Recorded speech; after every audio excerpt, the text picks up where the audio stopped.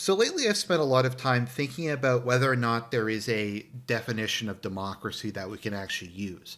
A functional definition, a practical definition, something that reflects how the term is commonly used, particularly in the media, government, and academia. If we look at what traditionally is referred to as being democratic, we find that these things in practice are almost never actually referred to as being core aspects of democracy. Like the will of the people, popular sovereignty, rule by the majority, any of those things consistently is not viewed as being particularly important to whether or not a society is democratic. Even if you're Bukele and you win with 84% of the vote or however much it was, you are still a dictator, you're still a tyrant, you're still not a democratic leader, despite overwhelming support. Brexit was not a democratic referendum because it just wasn't. And obviously, we have Russiagate and the whole thing after the 2016 election.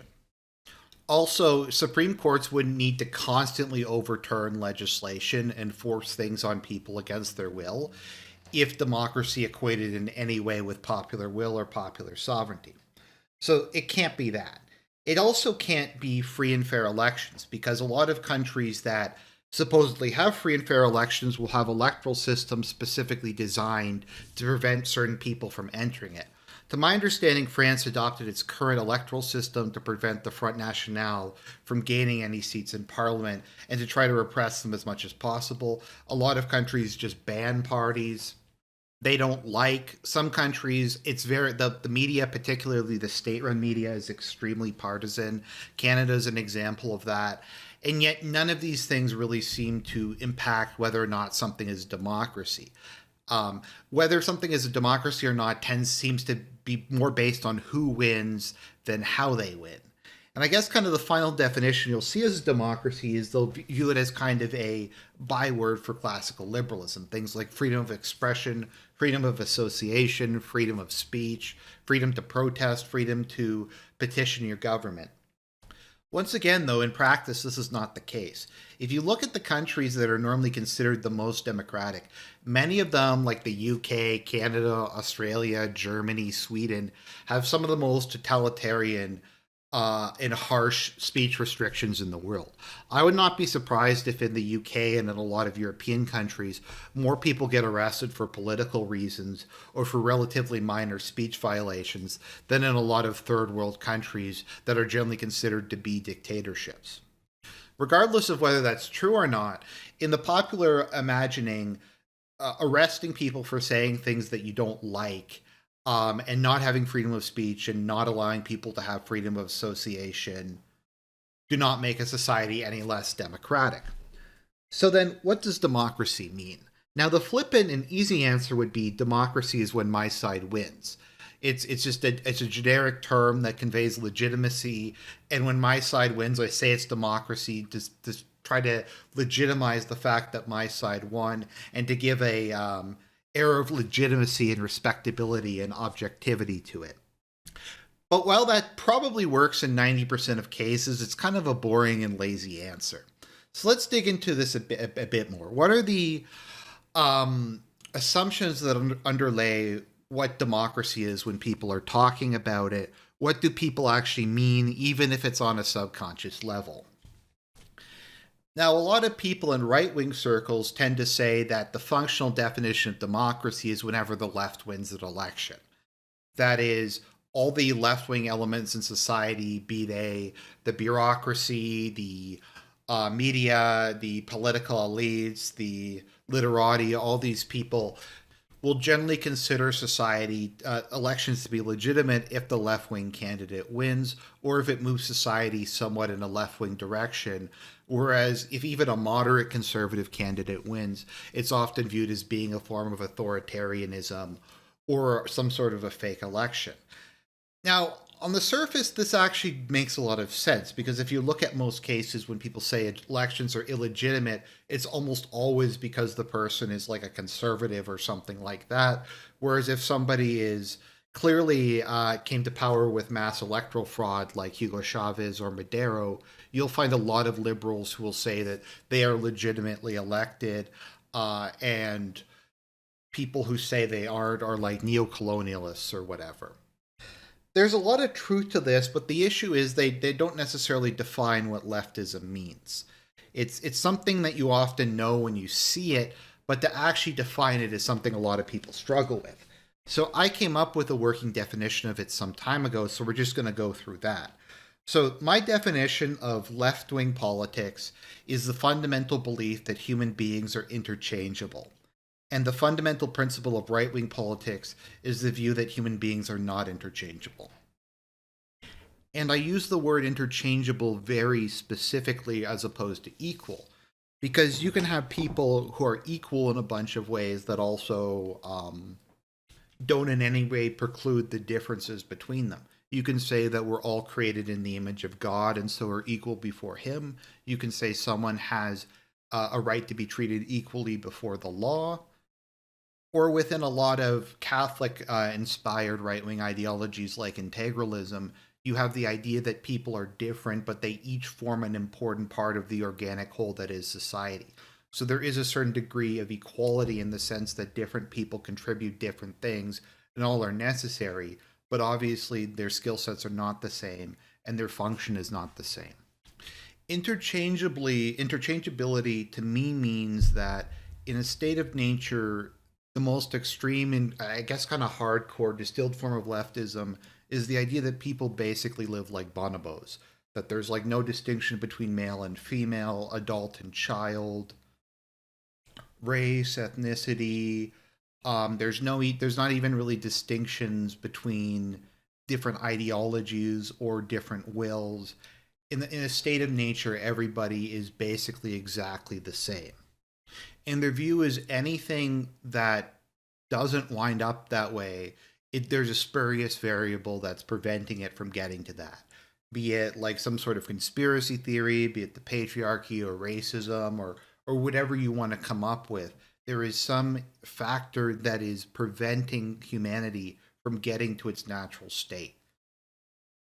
Although, ironically enough, the quest for interchangeability has actually gone beyond nature, and now they're trying to physically modify people to to eliminate biological differences between men and women. But you get the point I'm trying to make, and this is what everything flows out of: equality of outcome, disparate impact, opposition to any kind of fundamental identity, be it racial, religious, cultural, gender, that sort of thing.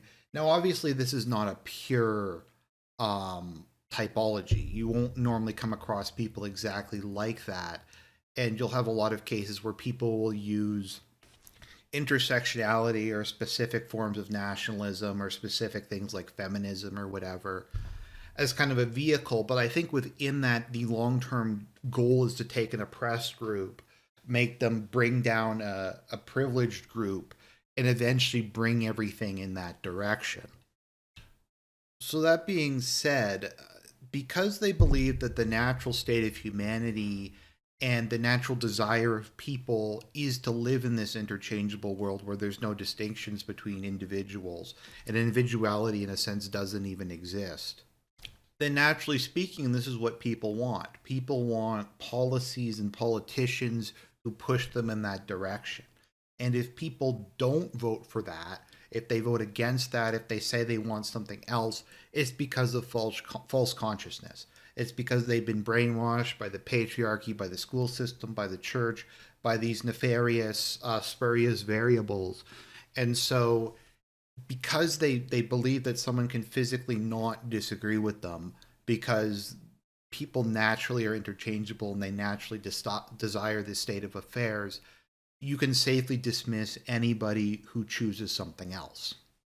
An example I always like to use for this is what Henry Ford used to say: you can have a Ford in any color as long as it's black. And it's kind of like that. You can have democracy, you can have a vote in any way you want, so long as it promotes the cause of leftism, or as I put it, interchangeability. Once again, you don't get pure examples of this. People have a lot of different motivations. I mean, I think this way of looking at the world is inherently flawed. So obviously, even the people who have subscribed to this are not going to fully embody it because it's not a logical or reasonable position.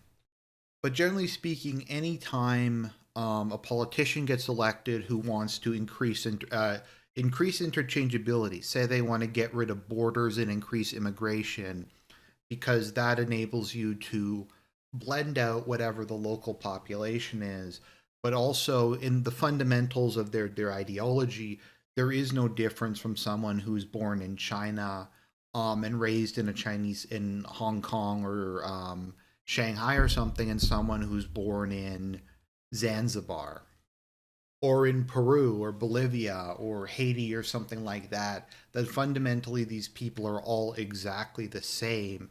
And any outward or inward signs that they aren't is the result of one of these spurious variables or a conspiracy or something like that.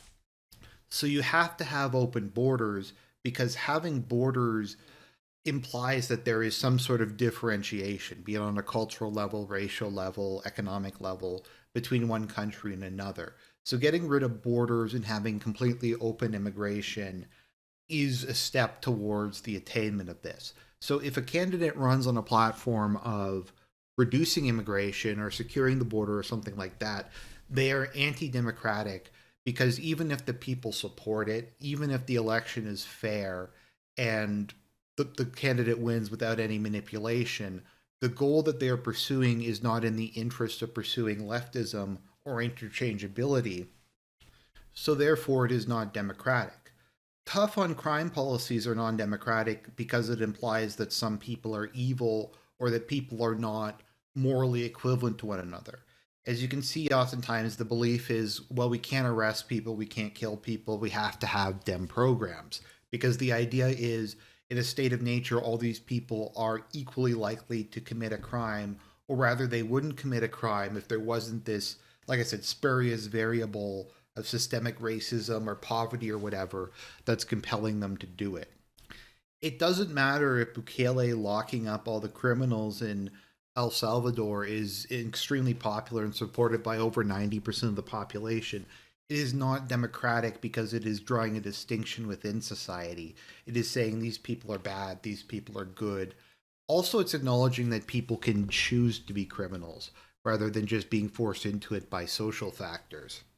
If you look at most gender things, be it gay marriage, be it transsexuality, be it feminism, a lot of these things have to be forcibly implemented from above, especially by Supreme Courts. In a lot of cases, what will wind up happening is a country will pass a constitutional amendment that is overwhelmingly popular to define marriage a certain way or to define male and female a certain way, and the Supreme Court will immediately throw it out and declare that it's legal or just completely like change the entire constitution, and that is considered democratic because that is promoting the interest of interchangeability, and that is bringing people back to their ideal state of nature.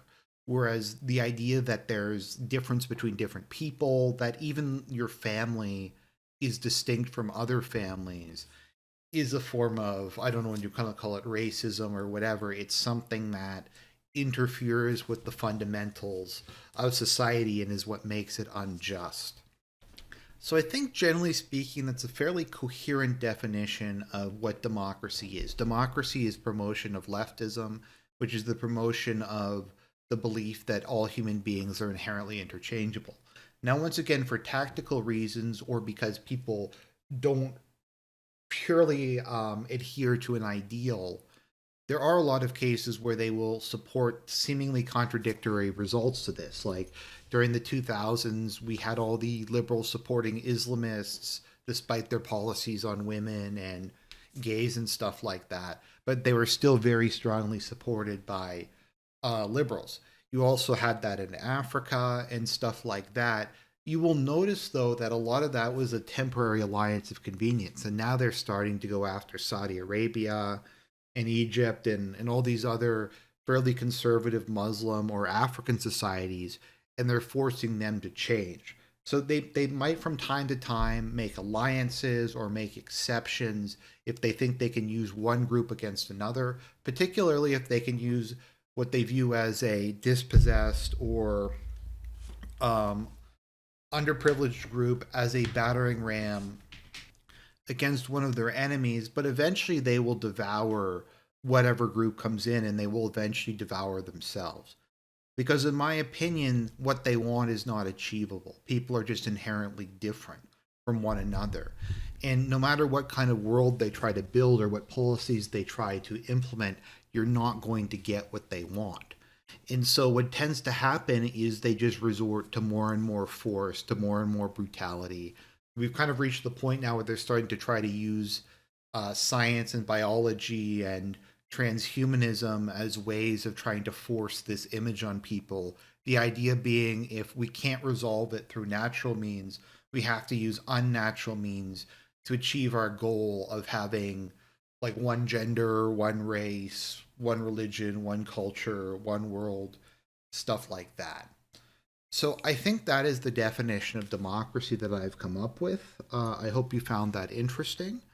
God bless. If you want me to do more videos talking about what I think the difference is between left and right, let me know. I just kind of wanted to come up with something that's not just the way is generally said, like left wing politics is socialism or communism. Like, what does that even mean?